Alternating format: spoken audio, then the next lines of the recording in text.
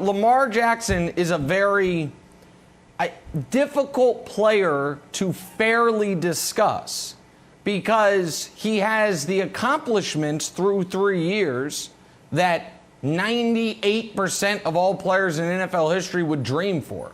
He's been to the playoffs every single year. He has won a league MVP. He has been a Pro Bowl level player, all pro level player 1 year, but Pro Bowl level player every year of his career. And his teammates seem to adore him. That is part of his story. The other part of his story has been his worst games have come in the biggest spots, and it seems that of all the best quarterbacks in football, if we were to make a list, the one who has the biggest question marks surrounding their ability to do the thing that is most part and parcel with playing quarterback, accurately throw the ball all over the field, the biggest question mark is with Lamar. And so LaVar, I think he acknowledges that. I think he doesn't want, he's not stubborn. It's not that he's saying, I want to stay exactly the way I am. I don't need to get better. I won MVP, unanimous MVP in year 2. But I also think he's aware of it. And I think he got something of the monkey off his back with the playoff victory last year. But then when round 2 went the way it did, it kind of, it's not all fully back on there, but it's taken up a little residency. So I think he knows he has to take a leap this year, and I think this is him signaling that to the world. Well, I would certainly start off by saying I don't believe that the question marks that you threw out there belong to Action Jackson specifically. I think there are a lot of other quarterbacks on those 30-some teams, 31 teams, where those question marks land and they hit directly on the target. He is a very well accomplished quarterback at this early stage of his career. I believe that Lamar Jackson is on the right trajectory of legitimacy and reality experience in the development of a young, talented, gifted player such as Lamar Jackson. The pressure of becoming a Super Bowl champion, winning in the playoffs, he just has to block those noises out of his ears. The team has to block that noise out. And you know what? As far as him burning a paper that questions what he's doing in the playoffs thus far, use it as motivation. And I think that that's what this picture represents. But by no means does that represent reality in terms of what Lamar Jackson's trajectory is. We will always find a way to question guys as uberly talented as Lamar Jackson because we just, quite frankly, we didn't see Mike Vick finish it off. We haven't seen a guy with that type of electric ability all the way around as a triple threat quarterback finish it off in the Super Bowl.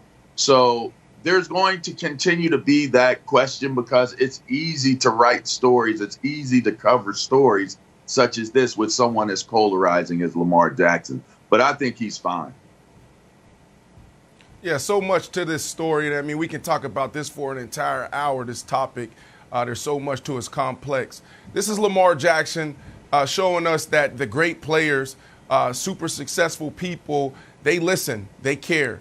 And those things that we say, the critiques that we hear is used for fuel. That's exactly what it is. But there's more to it because Lamar Jackson isn't the only one on that team. So when you think about, playoff success, well, hell, Tom Brady threw 3 interceptions in the NFC Championship game last year and still won. But if they lost, we would have been talking about Tom Brady being done and it's time to move on. So there's so much to the story when we talk about X's and O's in football and in between the line. And then also when you think about Lamar Jackson burning this paper, well, he's young. Michael Jordan, I heard you talking about this yesterday, Nick. Like, how long did it take Michael Jordan to finally get it done? We're talking about players in their early stages of their career, like in a vacuum, black and white. Lamar Jackson 0-2 the first 2 playoff appearances. Then he goes and plays Tennessee last year. He's down 10 in the first quarter, falls down. Then he comes back with this electric run, 48 yards. It was amazing. And then they come back. And then everybody's like, whoa, great. Now he got that monkey off his back. So Lamar Jackson is hearing this. This is what the great players do. They take it, they use it as fuel. But it's certainly a complex conversation. There's more to it. Well, and the other layer of complexity is something that I thought Juju Smith-Schuster did a podcast with Michael Irvin, and his comments about Andy Reid got all the headlines. But this was the most interesting passage because the Baltimore went after Juju as well. And I want to read you this Juju quote. I'm curious to see how they, meaning Baltimore, are going to be this year having Sammy Watkins and how they're going to use him and throwing the ball and stuff like that. Lamar's a heavy run offense with the backs that he has. I just point being facts, his number one target was Mark Andrews, who's a tight end, which echoes the points Brandon's been making for the better part of a year that Greg Roman's system has to evolve. And Wilds, I do wonder, because we heard, I don't know if it was Eric DeCosta or Jim Harbaugh at the beginning of free agency, someone in their front office say, I'm not worried about recruiting. We don't need to recruit guys here, but they DeCosta, do. yeah. Like there is, I think that he is going to have, they're going to have some trouble attracting elite wide receiver talent if that is what the narrative on their team and their offense is. That wasn't a shot at Lamar.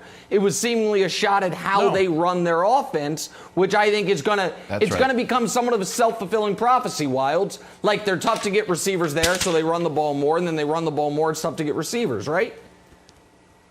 I've got an idea. Look at this. I just wrote this up, not Photoshop. It says Ravens have highest run rate. There we go. Highest run rate. So, Lamar, you can draw this up in your own handwriting.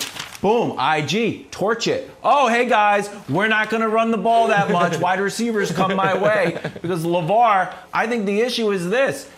I know I like quarterback wins because I'm a little bit Neanderthalic like that. When I watch the NFL, I'm like, this guy wins, this guy doesn't. But I think the biggest question is this around Lamar. Are the Ravens running because that's the best way that they can achieve success and play to Lamar's strengths? Or are they running the ball a lot because they don't trust Lamar to throw the ball all over the field? So it feels like in order for him to reach his true ceiling of his potential, they've got to add some weapons and let him turn it loose. That's my take. Is that how you view it as well? Well, we're talking about a culture and identity change if that were to happen. I mean, if you think about all the way back to the beginning, it's Shannon Sharp that the offense went through the tight end. Shannon Sharp. You had Jamal Lewis. You had Jermaine Lewis, right? You had Derek Mason on the outside. They've never really had elite receivers in their primes a part of the Baltimore Ravens. I'm trying to think through all the years. I mean, we're talking about when Steve Smith came. Steve was at the end. Torrey Smith came in. He was at the end. And they've always had a running game. So you're talking about a team. We're touching on the identity and the culture of an organization. So as Brandon talks about the complexities that surround what Lamar is doing in this post, there you go. You guys talking about the running game and Juju saying that they're too run heavy. They're run heavy in Pittsburgh. They do develop receivers in Pittsburgh. They've been known to develop receivers in Pittsburgh. And just like in Baltimore, because in a lot of ways, these two teams are mirror images of themselves. They run the ball. They get a good quarterback that can throw the ball. That's generally a pocket passing quarterback or a runner. You got Cordell Stewart. Don't forget about that. You had a runner in Pittsburgh. You had Mike Vick in Pittsburgh. They use these types of quarterbacks. They use these types of offenses, and they use these types of schemes. Play defense, run the ball. The run will open up the passing game for the quarterback and for the receivers. And it's going to start with the tight end because we want to bring the defenses down into the box to play the run, to play against a tight end. And then it opens up one-on-one single coverage receiving matchups. And that's why a lot of receivers look so much better than what they may really be in these types of offenses. So I don't think it's a question of, can you get elite receivers to come there? I just think that you're talking about the culture and the identity of an organization. Thanks for watching. Subscribe here to get the latest from the show. Also, be sure to check out more of the best clips from First Things First, or go watch a few segments from our other shows on FS1.